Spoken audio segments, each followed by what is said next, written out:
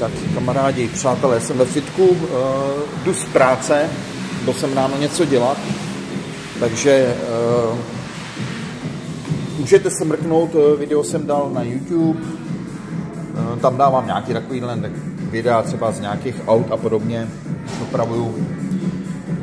Podrobnější videa mám ještě svůj jiný kanál, ale ten teďka nějak neřeším.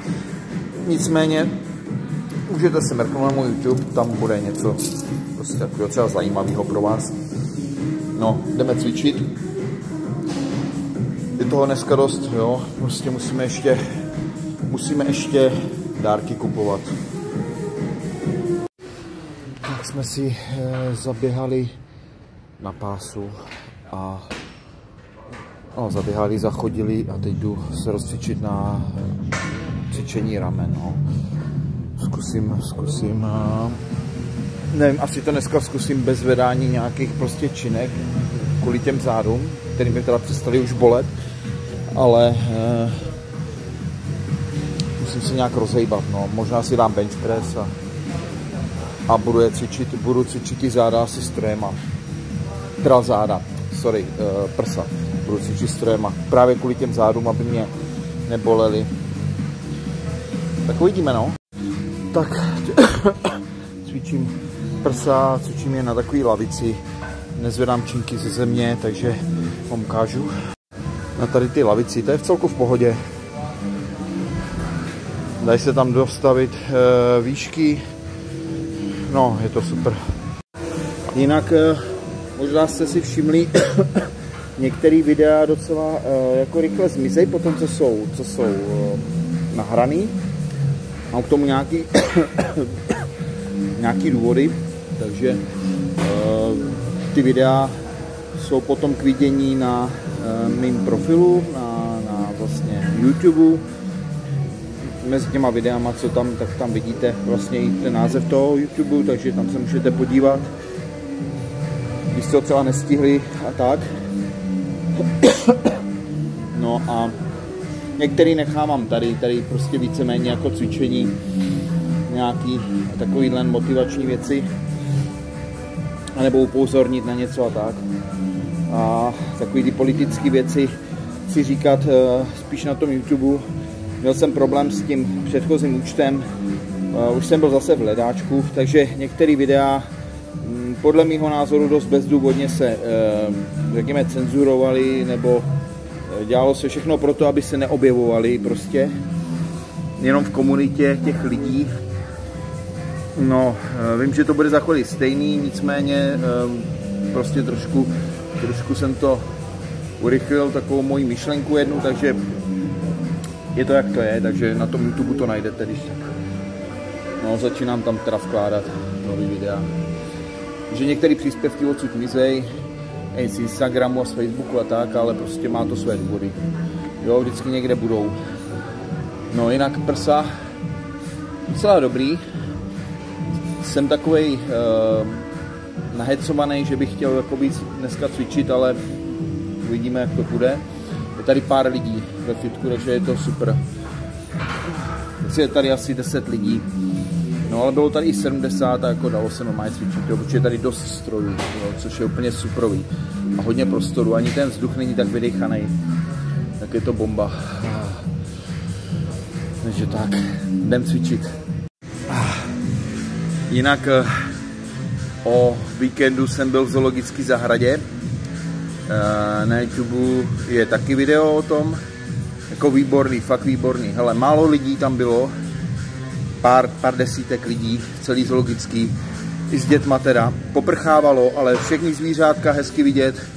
Jste mohli do těch voliérejch. Bomba, fakt hezký video.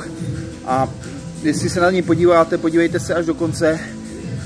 Je to pár minut, jo, ale fakt to stojí za to, to Muzeum Koster. Je to fakt hezký, no. Takže doporučuji se jít podívat, ale zvířata tam uvidíte, jsou od vás kousek, necpete se mezi lidma.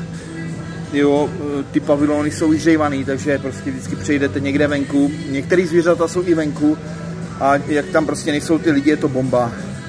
Je tam otevřená restaurace, na vlastně hnedka u vchodu, ceny v celku v pohodě, jídlo docela dobrý, takže jako se tam normálně i najíte. Jako výborný jakoby výlet se dá udělat. Jenom takový upozornění pro ty, co se tam chystají mezi svátkama. Bavil jsem se tam s paní, co byla na kase, ale říkala, že každý rok, a samozřejmě to víte asi i vy, ale nechci dělat chytrýho, ale mezi svátkama je právě nejvíc lidí tam. Takže pokud si to chcete trošku užít a necpat se v těch pavilonech, tak jako prostě jak chodíte po těch uličkách, tam mezi lidma, že se nemůžete v klidu podívat, nechoďte tam mezi Vánocem a Silvestrem. Jo, je to na vás samozřejmě, ale tam fakt je nejvíc lidí, jo, takže já jsem tam šel teď, bomba, doporučuji, byli tam taky malí děti a prostě i ten člověk, který tam něco vypravuje, tak prostě má na vás čas, jo. Je to fakt pěkný, příjemný zpestření, takový nedělní, 250 korun, 220 korun, že to stálo, myslím, že na osobu, což není moc, což je v pohodě, takže tak, no. No, jinak jsem dneska opravoval auto jedno, co jsem za něj dostal, no tak nic.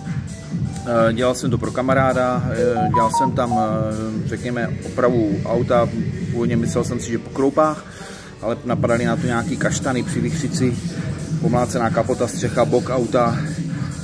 No a pár dní předtím jsme na jednom našem autě dělali, na přítelčiném jsme dělali výměnu olejů, filtru a tady to, tak jsem mu to dělal jako revanš. No, jinak cena ty opravy by byla, řekněme, že nevím, oficiálně na pojišťovnu, dejme tomu 10-15, no ale pro kamaráda bych to udělal levněji samozřejmě. Jemu jsem to dělal prostě jako revanš za to auto, protože se takhle pomáháme, no. Takže až na mě zase přijde udání, že něco dělám, ano, dělám to zadarmo a dost aut dělám zadarmo, takže tak. Protože já v celku dobře si vydělám jinak. Takže tak, no. Takže až bude někdo přemýšlet nad tím, že mě udá. No, dobrý. Takže tak. Dávám si prsa. Docela dobrý. Docela to jde. Co vy už křičíte? Už se někdo začal? Vánoce se blíží, ono se nikomu nechce, no, v téhle zimě ven. Já se ani vlastně nedivím. No nic. Budeme pomalu pokračovat. Vy, co prostě chcete vidět nějaký videa, lepší, jiný, tak máte možnost, nechám to na vás. Ale mějte se fajn, ať se vám daří a jdem pokračovat. Zatím čau, mějte se.